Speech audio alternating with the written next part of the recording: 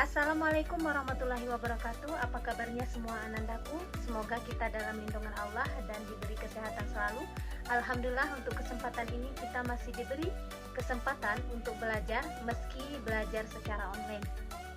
Sebelum kita memulai pelajaran, alangkah baiknya kita memulai dengan membaca doa. Langsung saja pelajaran mengenai nama-nama Allah Subhanahu wa taala atau disebut dengan Asmaul Husna. Sebelum kita mengenal nama-nama Allah Subhanahu wa taala, alangkah baiknya terlebih dahulu kita harus mengetahui Allah Subhanahu wa taala. Allah Subhanahu wa taala ialah Allah yang menciptakan langit dan bumi beserta isinya, baik manusia, tumbuhan, hewan, dan benda alam lainnya. Baiklah anandaku, pada kesempatan ini Ibu hanya menyampaikan 4 nama-nama Allah saja. Yang pertama adalah Al-Mu'min, yang kedua adalah Al-Hayyu, dan yang ketiga adalah Al-Qayyum juga, dan yang keempat adalah Al-Ahad. Yang pertama Ibu akan menjelaskan yaitu tentang nama Allah Al-Mu'min yang artinya Maha Mematikan, ya. Sebagaimana kita ketahui bahwasannya Allah berfirman, "Tiap yang bernyawa pasti akan mati."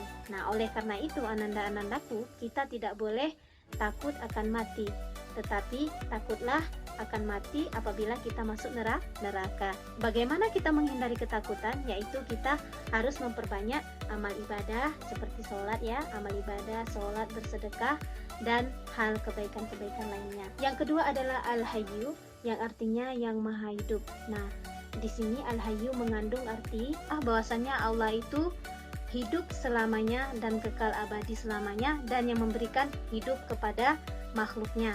Salah satu contohnya yaitu ketika kita melihat orang sakit, Allah masih memberi kesempatan untuk hidup. Dan ketika kita melihat orang yang sehat sekalipun, yang masih segar bugar, ketika Allah mematikan, maka Allah akan mematikan orang tersebut. Ketiga adalah Al-Qayyum, yang artinya yang maha berdiri dan mandiri. Nah, di sini bahwasanya Allah Subhanahu wa taala itu berdiri sendiri. Nah, maka dari situ Allah memberikan pendidikan untuk kita sebagaimana agar kita tidak selalu bergantungan dengan orang lain kecuali hal yang tertentu. Selanjutnya yang keempat, yang terakhir yaitu adalah Al-Ahad, yaitu yang Maha Esa. Nah, di sini Al-Ahad mengandung arti bahwasanya Allah itu Esa. Sebagaimana di dalam Al-Quran sudah dijelaskan surah Al-Ikhlas, yaitu Qul huwallahu ahad. Katakanlah Muhammad bahwasannya Allah itu Esa, yaitu berarti satu.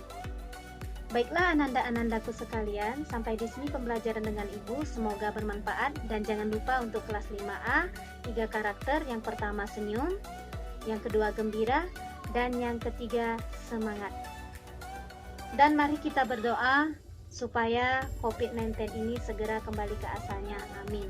Ibu akhiri, wabillahi taufiq walhidayah. Wassalamualaikum warahmatullahi wabarakatuh.